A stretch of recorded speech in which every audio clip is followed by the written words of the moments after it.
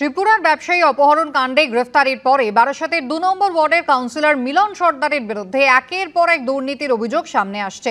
সমালোচনার মুখে তৃণমূল কংগ্রেস মিলনকে দল থেকে বহিষ্কারের সিদ্ধান্ত নিলেও শাসক দলকে নিশানা করে সরব হলেন এলাকার সিপিএম নেত্রী। ঘোলা জলে মাছ ধরার চেষ্টা বলে পাল্টা জবাব দিয়েছে শাসক শিবির।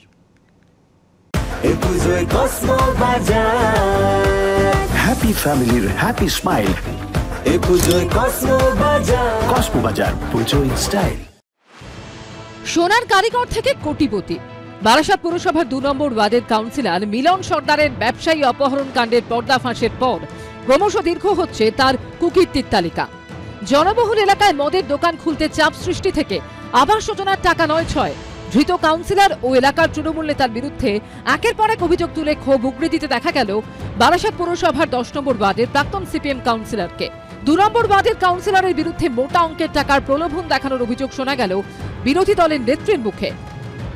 এই মিলন সর্দার আমার ওয়ার্ডে যখন একটা মদের দোকান হয়েছিল স্টেশনের কাছে, মদের দোকানটা আমি বন্ধ করি এবং সেটা বন্ধ করার সময় আমাকে ও ডেকে ফোন করে বলেছিল যে দিদি এটা আপনি পার্টি ফান্ডে টাকা দিয়ে দেবে, ও মোটা অঙ্কের টাকা দিয়ে দেবে, আপনি এটা ছেড়ে দিন। মিলন সর্দার চেয়েছিল যে ওটা আমি চালু করতে দিই।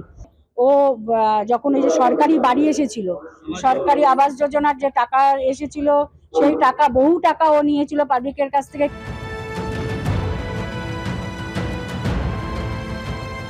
২৪ সাল অব্দি রত্নাদেবী কেন ঘুমিয়ে থাকলেন আমি জানি না। ঘোলা জলে মাছ ধরার অভ্যাস ওদের দলের নেতৃত্বের আছে, ওনার থাকাটা অস্বাভাবিক নয়, স্বাভাবিক।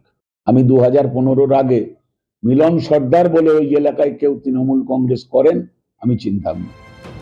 স্থানীয় সূত্রে খবর, তৃণমূলের ছত্রছায়া থেকে গত কয়েক বছরে অভিযুক্ত কাউন্সিলর মিলন সর্দারের সম্পত্তির বহর বেড়েছে হু হু করে। ত্রিপুরার ব্যবসায়ী অপহরণ কাণ্ডে মাস্টার মাইন্ড হিসেবে তার নাম উঠে আসায় ঘরে বাইরে সমালোচনার মুখে ওই শাসক নেতাকে দল থেকে বহিষ্কার করে তৃণমূল কংগ্রেস। এদিকে ত্রিপুরার ব্যবসায়ী অপহরণ কাণ্ডে মিলন সর্দারের সঙ্গে অপহৃত ব্যবসায়ীর পার্টনারের যোগসূত্রের বেশ কিছু তথ্য তদন্তকারীদের হাতে উঠে এসেছে বলে সূত্রের খবর। জানা গেছে ওই দুই ব্যবসায়ী একসঙ্গে ব্যবসা করতেন। সিআইডি সূত্রে খবর, অপহৃত ব্যবসায়ীর কাছ থেকে ১.৫ কোটি টাকা পেতেন অংশীদার। টাকা দিতে টালবাহানা করছিলেন ব্যবসায়ী। তদন্তকারীদের অনুমান, এরপরই বারাসাতের তৃণমূল কাউন্সিলরের সঙ্গে যোগাযোগ করেন অভিযুক্ত ব্যবসায়ী।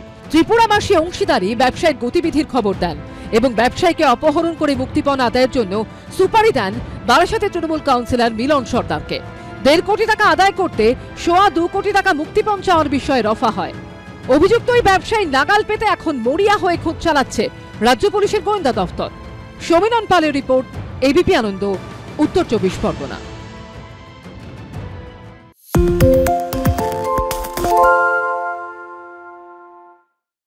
সত্য অন্তহীন, সত্যের খোঁজও তাই, সত্য সন্ধানে তাই আমরা অক্লান্ত, অকুতভয়। এবিপি আনন্দ নতুন ভাবনার প্রতীক, যা মনে মুক্ত, তথ্যে যুক্ত এবং যাবতীয় সীমানার বাঁধন থেকে মুক্ত।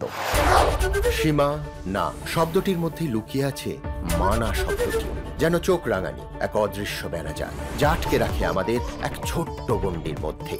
একমাত্র সঠিক খবরই গড়ে তুলবে এক মুক্ত সমাজ।